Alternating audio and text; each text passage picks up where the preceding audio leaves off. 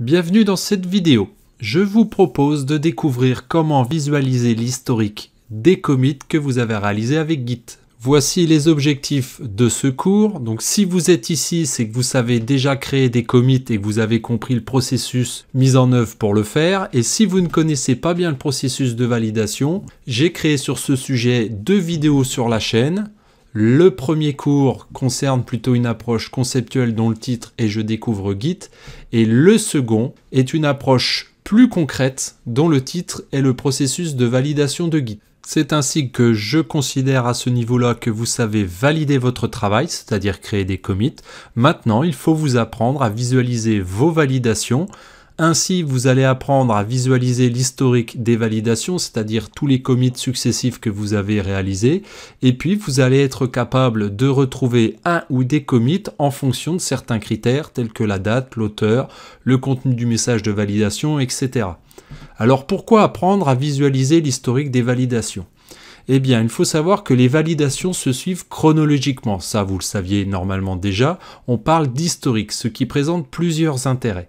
Le premier, c'est qu'il est possible de suivre l'évolution du projet dans le temps et de connaître avec précision ce qui a été modifié lors de chaque validation par rapport à la précédente. Le deuxième intérêt, c'est qu'il est possible de remonter dans le temps et de travailler avec une validation antérieure. Mais pour profiter de ces intérêts, il faut forcément être capable de visualiser l'historique ou encore de pouvoir retrouver un commit spécifique. Par exemple, vous avez introduit un bug dans votre avant-dernière validation. En affichant quelques informations sur ce commit, vous allez connaître la liste des fichiers qui avaient été validés, c'est-à-dire les fichiers qui ont été soit modifiés, soit créés, soit supprimés. Ainsi, vous saurez mieux cibler votre intervention. Et vous pouvez même afficher les différences entre le commit où tout allait encore bien et le commit qui a validé les modifications entraînant le bug. Nous allons voir l'état du dépôt Git que j'utilise pour faire ce cours. Donc nous pouvons nous apercevoir ici que les 3 zones de travail de Git sont identiques. Aussi, dans le dépôt Git, nous voyons qu'il y a 5 validations réalisées. Nous allons commencer par apprendre à lister tous les commits. Donc sur mon schéma actuellement, j'en ai 5. Donc nous allons voir le résultat des commandes utiles. Alors, la première chose pour afficher l'intégralité des commits, c'est la commande git log. Et cela va vous donner cet affichage suivant. Et on voit bien l'affichage de chaque commit qui a été réalisé. Ici, moi, je les avais numérotés pour qu'ils soient mieux repérables. Mais on voit bien que par défaut, git log énumère les commits du plus récent au plus ancien. Si vous saisissez la commande git log avec le terminal fourni avec Git pour Windows, vous pouvez constater peut-être un problème d'affichage. En fait, si la fenêtre n'est pas assez haute pour afficher toutes les validations, il y a 2 points qui s'affichent en bas à gauche. Dans ce cas-là, pour dérouler l'affichage, il suffit d'appuyer sur la touche Entrée et un appui affiche la ligne suivante. À la fin, il est affiché End, donc ça veut dire que vous êtes arrivé à la fin de la liste des commits. Si vous utilisez PowerShell, c'est un peu plus gênant parce qu'il va vous afficher l'intégralité de la liste des commits. Donc s'il y en a beaucoup, ça pose vraiment problème. Alors pour revenir à la ligne de saisie d'une commande, c'est-à-dire là où vous saisissez vos commandes, donc à n'importe quel moment, il vous suffit d'appuyer sur la touche Q pour Quit. Ensuite, pour modifier l'affichage de la liste des commits, ça peut être intéressant. On peut utiliser la commande git log pretty avec la valeur oneLine. Ça veut dire que cela va permettre d'afficher chaque commit sur une ligne avec son message et son hash. Comme vous pouvez le voir sur la photo, l'option pretty en fait accepte plusieurs valeurs dont short, full et fuller. Et en fonction de l'option ou de la valeur de l'option pretty que vous allez utiliser, vous n'aurez pas tout à fait le même rendu. Vous avez aussi la commande git log pretty oneLine et l'option supplémentaire c'est abref commit. Donc ça va permettre de n'afficher que les premiers caractères du hash du commit. Moi personnellement je trouve ça plus lisible de le faire comme ça. Cette dernière commande a ma préférence, le problème c'est qu'elle est un petit peu longue à saisir. En fait il existe un raccourci et c'est git log avec l'option oneLine. Donc c'est un condensé de la commande avec pretty oneLine, c'est-à-dire affichage sur une ligne, et puis avec le hash abrégé de chaque commit. Effectivement, il est courant d'avoir besoin du début du hash d'un commit, nous le verrons dans les cours suivants, et cette commande est idéale pour repérer le commit par rapport à son message de validation et ainsi copier le hash correspondant. Alors il est possible de lister les n derniers commits. Par exemple, si on utilise la commande gitlog-n et on va mettre un nombre pour indiquer le nombre de commits que l'on veut récupérer. Donc ici, on va afficher seulement les 2 derniers commits. Donc cela nous donne bien le commit 4 et le commit 5. On peut faire aussi une commande équivalente avec gitlog et l'option max count et on va avoir une liste de commits limitée à 2 éléments. Alors ça, ce n'est pas l'option la plus utile. Par contre, ce qui est fort utile, c'est la possibilité de filtrer les commits en fonction du contenu de leur message de validation. Donc pour cela, c'est toujours la commande gitlog, mais cette fois-ci, nous allons utiliser l'option grep. Alors ici, la valeur 4 indique que le message du commit contient le caractère 4. Et effectivement, j'ai bien mon commit numéro 4 qui contient le caractère 4. Il est possible d'utiliser une chaîne de caractères comme valeur d'option grep. Ici, le message du commit va contenir la chaîne de caractères MIS. Alors à savoir que s'il y a un espace dans la chaîne de caractères, il faudra encadrer la chaîne avec des guillemets. Donc là, moi, dans ma situation, j'ai un résultat. Il faut savoir que l'option grep est vraiment très puissante parce qu'elle permet de retrouver des commits précis dès lors que l'on sait utiliser un minimum les expressions régulières. Toujours sur le filtrage des commits en fonction du contenu de leur message, il est possible de multiplier les filtres. Par exemple, ici, je chercherai les commits qui contiennent le caractère 4 ou la chaîne MIS. Donc j'insiste bien sur le ou.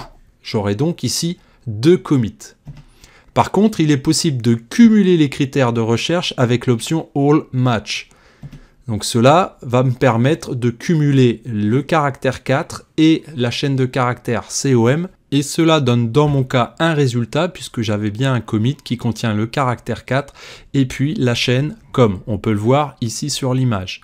Il est possible aussi de cumuler un autre critère puisque les options sont cumulatives entre elles.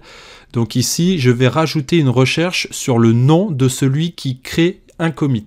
Ici, par exemple, si jamais Toto a créé des commits et que l'un de ses messages contient COM et 4, je l'aurai en résultat.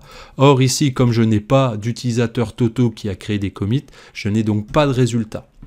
Il est possible aussi de filtrer les commits par date. Ça, c'est pratique lorsque, par exemple, quelqu'un a travaillé sur le projet et que vous savez sur quelle période il a travaillé.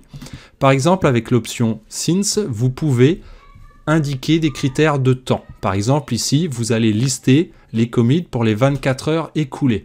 Vous pouvez le faire en changeant la valeur de since, par exemple, avec la dernière heure écoulée. Ou on peut même le faire avec les commits qui ont lieu hier. Ça, c'est pratique, par exemple, quand vous retravaillez le lendemain et que vous savez que la veille, vous avez fait pas mal de commits. Vous pouvez également utiliser des dates. Par exemple, ici, c'est la liste des commits réalisés depuis le 19 octobre 2020 à minuit. Et il est aussi possible de spécifier un intervalle en précisant une date de début avec l'option since et une date de fin avec l'option until. Donc ici, nous aurons la liste des commits réalisés depuis le 18 octobre 2020 jusqu'au 19 octobre 2020 à 15 h. Voyons voir maintenant la possibilité de filtrer les commits par auteur. Comme nous l'avons vu tout à l'heure, il est possible de spécifier le nom de quelqu'un qui aurait créé un commit. Donc ici, en l'occurrence, je veux par exemple les commits réalisés par quelqu'un dont le nom contiendrait Emma. Là, j'utilise un nom complet avec un espace, donc j'ai utilisé des cotes justement pour encadrer la chaîne de caractères.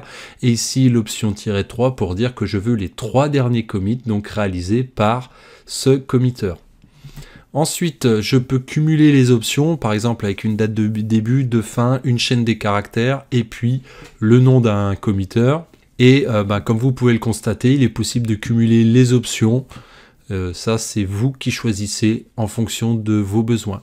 Il est également possible d'afficher les statistiques dont les fichiers modifiés, par exemple avec la commande gitlog et l'option stat. Ici, je vais donc afficher les statistiques du dernier commit réalisé puisque j'ai l'option -1. J'ai ce résultat-là sur lequel nous pouvons observer plusieurs informations. Nous avons donc la liste des fichiers modifiés. Ici, je n'en ai modifié qu'un seul, donc il n'y en a qu'un qui apparaît. J'ai le nombre de fichiers modifiés qui ont été pris dans le commit. J'ai le nombre d'insertions, tout fichier confondu. Pareil pour le nombre de lignes supprimées. Et j'ai enfin les statistiques pour chaque fichier validé. Donc c'est-à-dire le nombre de lignes ajoutées et ou supprimées. Cette option stat, finalement, elle est très utile pour retrouver la liste des fichiers qui ont été modifiés dans un commit.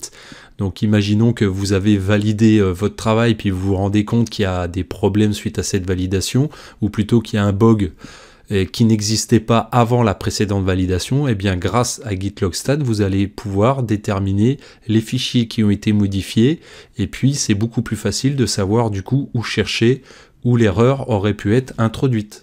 Compte tenu des différentes options que l'on a vues, je vais vous parler d'un mix que j'aime bien, c'est le mix Gitlog avec les options OneLine, Stat et puis l'affichage du dernier commit. Donc ça c'est utile parce que ça permet d'afficher sur une ligne le hash du commit que l'on retrouve ici, le message du commit et puis la liste des fichiers qui ont été validés dans ce commit, le total des statistiques et puis ici d'autres informations, notamment les insertions et les suppressions. Donc celui-là je l'aime bien parce qu'il permet en un coup d'œil de voir quels sont les fichiers qui ont été modifiés. Donc c'est pour ça que je l'utilise régulièrement. Alors n'oubliez pas qu'il est possible de cumuler les options que l'on a vues entre elles. Alors pour information, il existe de nombreuses options qui sont utilisables avec Gitlog. Là, je n'en ai présenté que quelques-unes, notamment celles que j'estime à mon sens les plus utiles lorsque l'on débute avec Git. Donc cette liste, elle est purement arbitraire et peut-être qu'il y a des personnes qui se diront que ce n'est pas adapté à leurs besoins. Il y a un site incontournable avec traduction française s'il vous plaît, qui est bien pratique pour se former sur Git. Moi, c'est ce que j'ai utilisé pour apprendre. C'est git-cm.com. Donc, en attendant de savoir lire l'anglais technique pour certains, c'est fort pratique. Eh bien, nous voilà à la fin de ce cours. C'est terminé. Je vous rappelle quand même que sur ma chaîne, il y a d'autres vidéos qui traitent de Git, notamment des cours sur les branches. Donc il y aura un cours qui a une approche conceptuelle, c'est-à-dire que là, je vais m'attacher à expliquer ce qu'est une branche, pourquoi on doit les utiliser, pourquoi on doit créer des branches, comment on les fusionne. Après, il y aura un cours sur une approche plus concrète sur les branches. Donc là, il s'agira d'apprendre à utiliser les branches dans son projet avec les commandes de Git. On apprendra aussi à restaurer un commit. Bref, j'ai encore pas mal de vidéos de prévues sur Git. Donc je vous dis à bientôt.